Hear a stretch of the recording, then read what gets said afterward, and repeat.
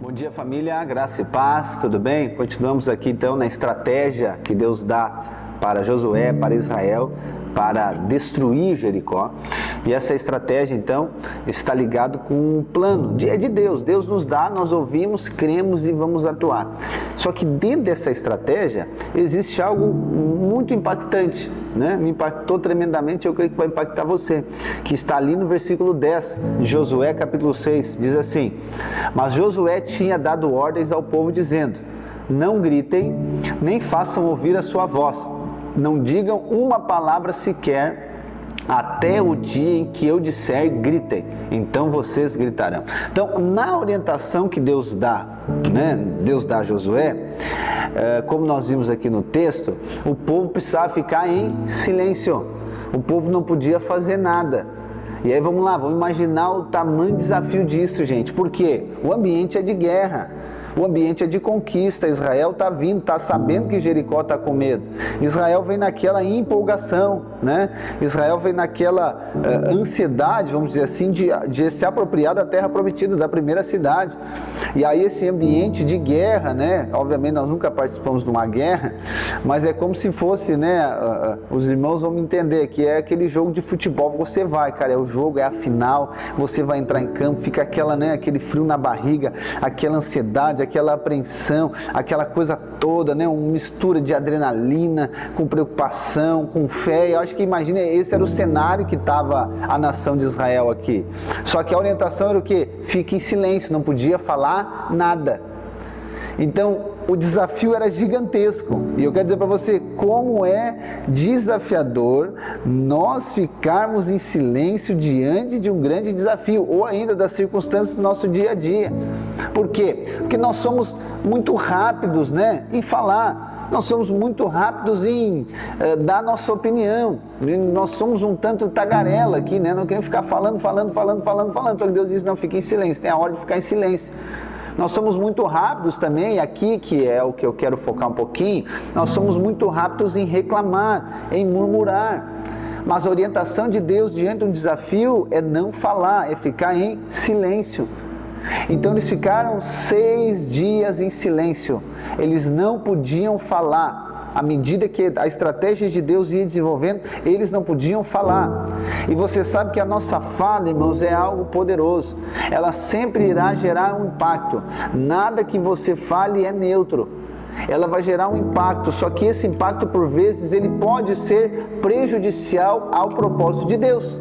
Quero ler com você lá em Tiago, capítulo 3, versículo 1 ao 10, que diz assim: meus irmãos, não sejam muitos de vocês mestres, sabendo que seremos julgados com mais rigor. Porque todos tropeçamos em muitas coisas. Se alguém não tropeça no falar, é um indivíduo perfeito, capaz de refrear também todo o seu corpo. Ora, se colocamos um freio na boca dos cavalos para que nos obedeçam, também lhes dirigimos o corpo inteiro.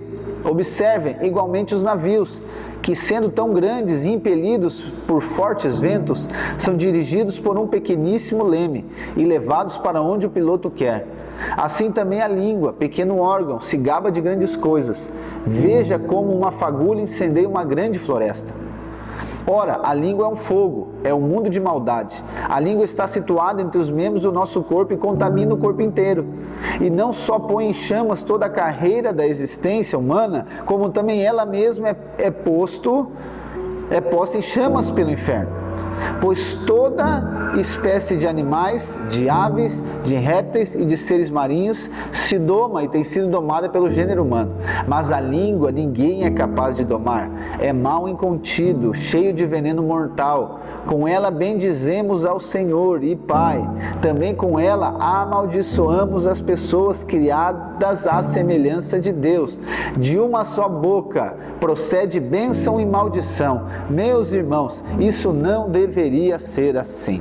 Então olha só, diante desse texto que nós lemos aqui, do potencial, né, da fala, da língua, nós vamos entender por que Deus pede para o povo ficar em silêncio diante do desafio, ok?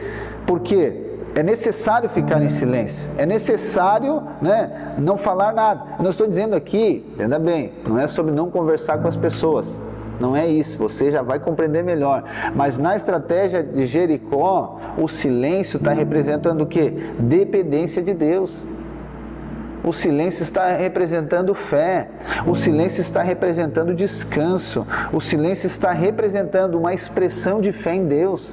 Porque quando nós vamos na questão da reclamação, gente, em algum momento, não sei onde nós aprendemos isso, né?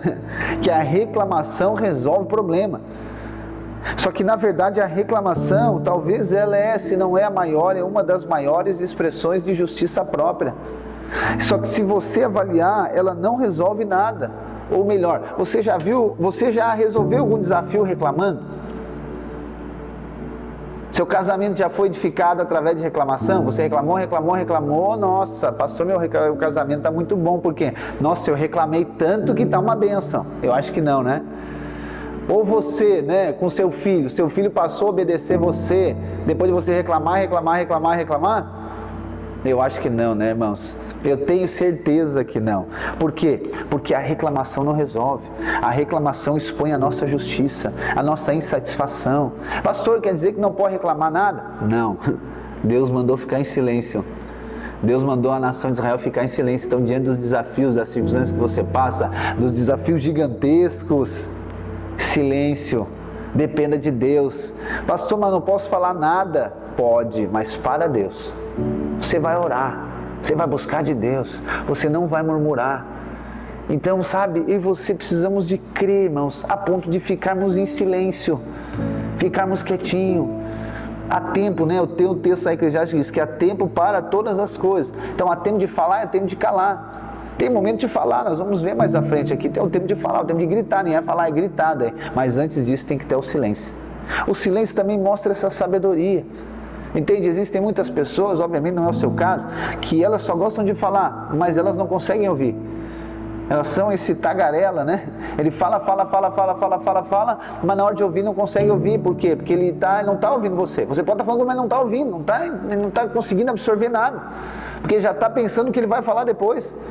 Então, ou seja, pessoas gostam muito de desabafar e falar, só que isso não resolve, gente. Tem um momento que é silêncio, é depender de Deus. Esse silêncio aponta para a dependência de Deus, ok? Não é você, o pastor está dizendo no vídeo que não pode falar nada, não pode falar com ninguém, tem que ficar quieto. Não é isso, eu estou dizendo para você ficar em silêncio diante dos desafios, não reclame, não murmure. Então tem momentos que você não pode nem dar sua opinião, você tem que ficar quieto, você tem que aprender. Tem lugares onde você está, você não deve falar, você precisa de aprender, você não tem que dar sua opinião. Geralmente, né, nós damos a opinião sem ninguém perguntar, é porque nós somos muito rápidos em falar. Quem é muito rápido em falar não é muito bom em ouvir. Ele não gosta muito de ouvir, ele fica desconfortável em ouvir. Por quê? Porque ele quer falar, ele só quer falar, não quer ouvir. Então ele só quer ensinar, mas não quer aprender. E aí a dificuldade de perceber a estratégia de Deus. Então Deus aqui faz um teste. Lembra que eu falei para você lá no primeiro dia? Deus não somente iria levar eles a possuir Jericó, mas Deus ia ensiná-los também. A primeira coisa que Deus diz, gente, é o seguinte, é em silêncio. Vai rodar com a Arca da Aliança 6 dias, uma vez por dia. No 7º dia, 7 vezes e depois vai gritar. Mas antes disso, todos os dias é em silêncio, é esperando, é estando na dependência, é expressando fé em Deus. Então eu quero que você aplique isso na sua vida. Creia, não reclame, não murmure, mas dependa de Deus e veja Jericó cair diante de você. Amém? Deus abençoe a sua vida e até amanhã.